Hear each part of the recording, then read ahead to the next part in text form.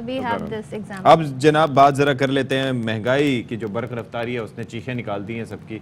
अच्छा, अब चीखें निकाल निकाल के भी आवाज़ रुंध गई है, अब चीखें भी नहीं निकल रही, अब आवाज़ भी नहीं निकल रही। अब समझ नहीं आ रहा कि आवाम को कि अब क्या करें, क्योंकि पहले जब चीखते थे, चिल्लाते थे, शोर मचाते थे, आवाज़ उठाते थे तो कोई किसी के कानों पे सुनवाई हो जाती थी, कोई नोटिस ले लेता था। लेकिन अब ज़ाहिर है तरजीहात कुछ मुख्तलिफ हैं। अब सियासी जोड़ तोड़, आगे मुबैना इलेक्शन को रोकना, इतना शोर है बाकी चीज़ों का कि उन तक आवाज़ ही नहीं पहुंच रही है।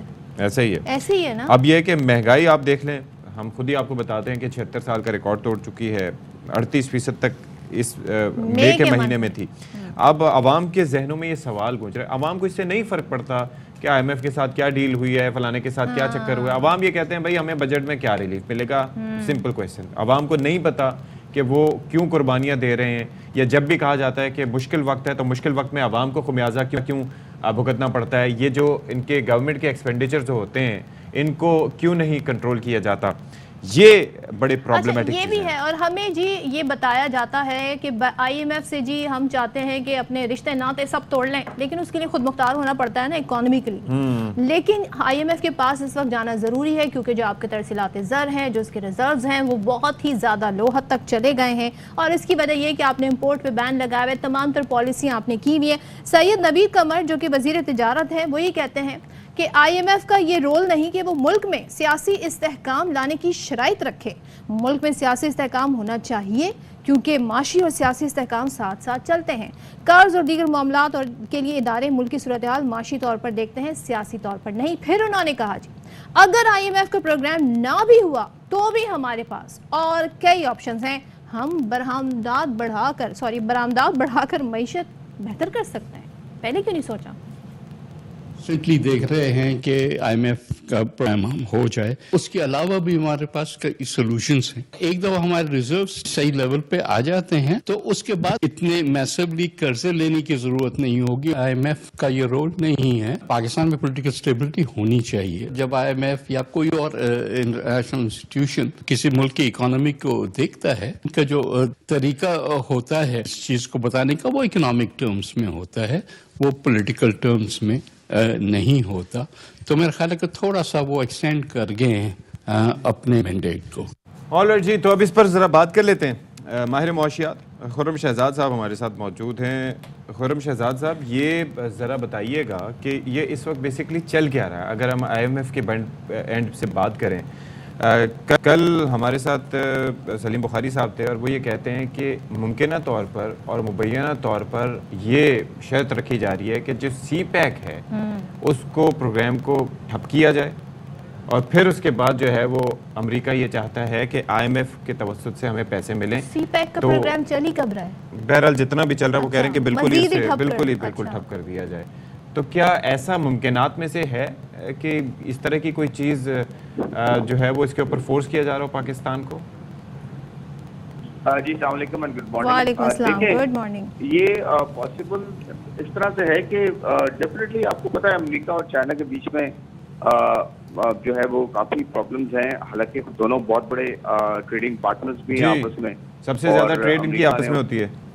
जी, अमेरिका ने जो है वो उन पे सैंक्शंस भी लगाई हैं बहुत ज़्यादा चाइना पे, और अपनी मार्केट को डेवलप करने के लिए और उनको जो है पेनलाइज करने के लिए, ताकि जो है इनकी इकॉनमी जो है वो बेहतर हो सके। लेकिन इसका कोई फ़ायदा हुआ नहीं है सच, क्योंकि चाइना तो पूरी दुनिया में आपको पता है एक्सपोर्ट करता है, और चाइना की इकॉनमी जो है बहुत तेज़ी से ग्रो की है पिछले 20 सालों में।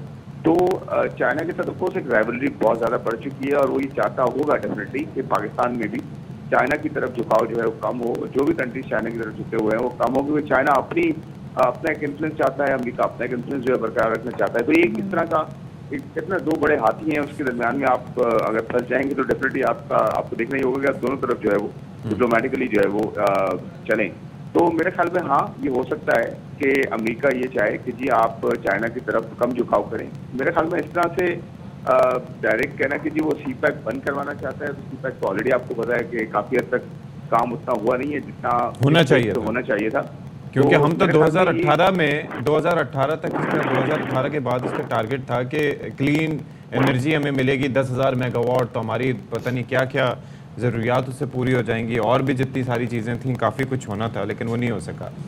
अब नहीं देखिए, जी जी मैं ये कहना चाहूंगा कि बिजली अपनी जगह बनी है, जनरेशन अपनी जगह बनी है। ये हमारे इश्यूज है कि हमने ट्रांसमिशन डिस्ट्रीब्यूशन जिस तरह से बिजली बचाई जाती है उसमें हमने इन्वेस्ट नहीं किया। जी जी तो डेफिनेटली उसका इम्पैक्ट ये आया कि हमारे पास बिजली भी नहीं पहुंची, और दूसरा हमने कुछ इस तरह के वायदे भी किए, ऐसी पॉलिसीज हमने रखी डिफरेंट गवर्नमेंट्स ने IPPs को, कि फिक्स रिटर्न दिया और डॉलर बेस्ड रिटर्न दिया, और रुपये में जो है आप जो है वो कमा रहे हैं और डॉलर में जो है आप रीपे कर रहे हैं। हाँ। तो ये बड़ा प्रॉब्लम रहा, इसकी वजह से आपके चाइनीज को भी आज आपके पेमेंट्स टाइम पे नहीं की हैं, जिसकी वजह से अच्छा। चाइनीज का भी ये होता है कि वो अपने प्लांट बंद कर देते हैं जब उनको ये लगता है कि जी पेमेंट्स मेरी टाइम पे नहीं हो रही, जो कि कोई भी कर सकता है। बिल्कुल। डेफिनेटली आपके हालात उस तरह से नहीं बेहतर हुए। खुरम मुझे जरा ये बताएं, जहाँ पे बात हो रही है हम ये देखते हैं कि चाइना अगर कंपेयर किया जाए तो बड़ा क्रेडिटर है। श्रीलंका में भी सबसे ज़्यादा कर्ज चाइना की जानिब से ही दिया गया हुआ था। अब पाकिस्तान की बात कर लें तो अब जब ये भी तो IMF की तरफ से कहा गया था ना कि जो दोस्त ममालिक हैं पहले ज़रा आप उनसे अपनी फंडिंग करा लें ताकि पता चल जाए कि आगे आने वाले दिनों में आपके पास जी कर्ज उतारने के पैसे हैं कि नहीं है। लेकिन सवाल ये है कि नवीद कमर साहब हमें ये बता रहे हैं कि अगर IMF नहीं आता तो हम अपनी मईशत को कैसे बेहतर कर सकते हैं। ऑप्शन उन्होंने बताया जी हम बरामदात बढ़ा लेंगे, तो इस पे ज़रा इसको एलैबोरेट कर दें, समझा दें कि वो क्या कह रहे हैं। देखिए मेरे ख्याल में ये थोड़ा सा हम अनरियलिस्टिक होंगे अगर हम ये कहेंगे कि IMF अगर नहीं आता तो हम ठीक हो जाएंगे। ये बहुत मुश्किल होगा। उसमें बरामदात बढ़ाना इतना आसान नहीं है, क्योंकि ये एक लॉन्ग टर्म प्रोसेस है और बरामदात बढ़ाने की एक स्ट्रैटेजी होनी चाहिए जो हमारे पास नहीं है इस वक्त, जो नजर नहीं आ रही।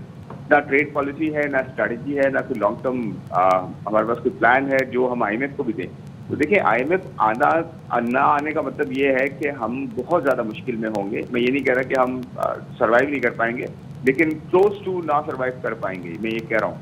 कि IMF का आना इसलिए ज़रूरी है क्योंकि IMF के साथ दूसरी फंडिंग अवेलेबल होगी, जो दुनिया का एक उसूल बन चुका है। IMF आएगा तो फिर दूसरे आएंगे, क्योंकि IMF वाहिद एक इदारा जो नज़र रख सकता है। अब ज़रा मुझे ये बता दीजिए कि इस वक्त जो बातें हो रही हैं, एक तो नवीद कमर साहब ने फरमाया कि हमारे पास और ऑप्शंस हैं, ये ब्लफ है या कुछ और साथ ही साथ ये जो ट्रेड की बात हो रही है बार्टर पे कि मुख्तलिफ मुल्कों से, जिसमें ईरान है या बाकी कुछ मुल्क हैं, उनके साथ हम करेंगे, जिसके अंदर हमें डॉलर देने की ज़रूरत नहीं होगी बल्कि चीज़ों के बदले चीज़ों का तबादला होगा।